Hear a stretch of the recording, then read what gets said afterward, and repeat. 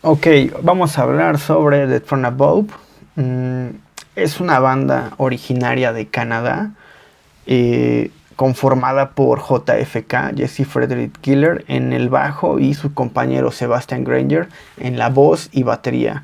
Esta banda existe desde el 2001 y ellos han tocado desde esa fecha. Su primer EP está titulado como Heads Up y este disco abre con el track de nombre Dead Womb.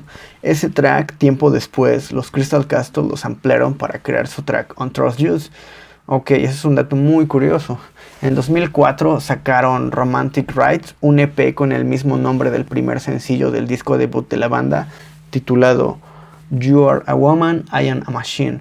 Este álbum trae hits demasiado buenos como Romantic Rights, Blood on Our Hands, Blood Moon History y Little Girl, que es un buen track. Pero un año más tarde salió Romance Bloody, Romance Remixes and B-Sides. Es un CD plagado de remixes de los tracks más sobresalientes. Y la lista de colaboradores están Justice, Alan Breaks, Fred Falke, Mastercraft y Errol Alkan. Mastercraft hace el remix de Little Girl, que es uno de mis tracks favoritos, muy ruidoso y muy bailable. Es una recomendación. Este material fue lanzado por la disquera Last Gun Records en Canadá. Esta disquera ha grabado a proyectos como Tiga, A-Track, Bloody Beetroots, Crystal Castles, Metrix, Voice Noise, Meets Hell y Mastercraft, que es el proyecto alterno de Jesse Killer junto con Al P, quien Al P ayudó a grabar en algún momento algunos tracks de la banda DFA o DFA. De acuerdo con la revista Empty Lighthouse Magazine y NME, el nombre de la banda aparentemente se extrajo de la película Apocalipsis Ahora, Apocalypse Now, de Francis Ford Coppola, misma película que se lanzó en el año de 1979, pues incluye una escena de un helicóptero llamado Dead From Above. Pero Sebastian Granger discute esto como una coincidencia. Él nunca ha afirmado que tomó el nombre de ahí. Entre otros datos, se sabe que el baterista Sebastian siempre juega con sus respuestas con los periodistas, cambiándolas con frecuencia al responder en dónde y cómo se originó y cómo se conoció Dead From Above. Él siempre responde que Dead From Above se conoció en un barco pirata, se conocieron en prisión y que se conocieron en un bar gay y que vivieron y grabaron en una funeraria sus primeros discos. Esto con base a las respuestas que le dieron a la revista Enemy. Otro dato es que la etiqueta de 1979 se agregó en 2004, luego de tener problemas con el sello DFA. El sello DFA ha grabado a algunos artistas como Hercules and Love Affair, Holy Ghost, Hot Chip y LCD Sound System, quien es la banda de James Murphy, el fundador de este sello. Con ellos tuvieron un problema legal por el nombre, ¿ok? Y no olvidemos que también en esta disquera está The Rapture, una banda muy buena también. Para 2006 la banda anunció su retiro de los escenarios, ya que aparentemente los dos se habían distanciado a lo largo de los años, pues ellos solamente se hablaban para producir música, ya no era más una amistad normal. Killer o JFK pasó a trabajar de lleno con Mastercraft, con el productor Al P, y ahí fue cuando empezó su carrera con Mastercraft, que es un proyecto muy bueno.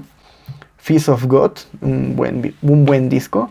Mientras que el baterista Sebastian lanzó su carrera en solitario bajo el nombre de Sebastian Granger and the Mountains. Para 2011 anunciaron oficialmente que habían vuelto a formar la banda. Iban a tocar en Coachella y dieron un show secreto en el SXSW. Eso es otro dato, pero más tarde publicaron su segundo álbum en 2014. Con el nombre titulado El Mundo Físico de Physical World. Los dos primeros tracks de este disco traen mucha fuerza y ritmo, como Ship Talk, Right On y Frankenstein. Otros singles que se sacaron de ese disco, sencillos más importantes hasta con video, fueron el de Virgins y Choque de Trenes, Trainwreck. Y Crystal Ball está entre los tracks que yo he escuchado, que son muy buenos. Ok, tras tener dos discos, en 2016 grabaron una sesión con el Cuarto Azul en la disquera de Third Man Records, quien es dueño Jack White. Ok, lanzan una sesión para Tearman Records, ok.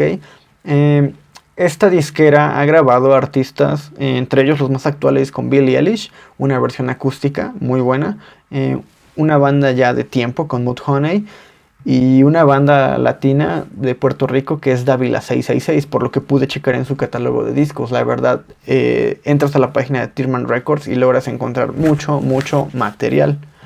Muy bueno, la verdad. Ok, un año más tarde, después, publican The Outrage is Now, el cual contiene 10 tracks, entre ellos 3 singles como Freezing Me, Caught Up y Never Swim Alone. Estos son los 3 tracks que se rescatan, tal vez. El último disco de The Throne Above viene siendo Is for Lover, ese es su nombre.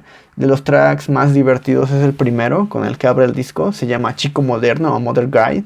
La letra es muy buena, es muy ruidosa, con mucha fuerza, con mucha distorsión, que es algo que caracteriza demasiado a la banda. Este dúo, en lo personal, lo recomiendo ampliamente, pues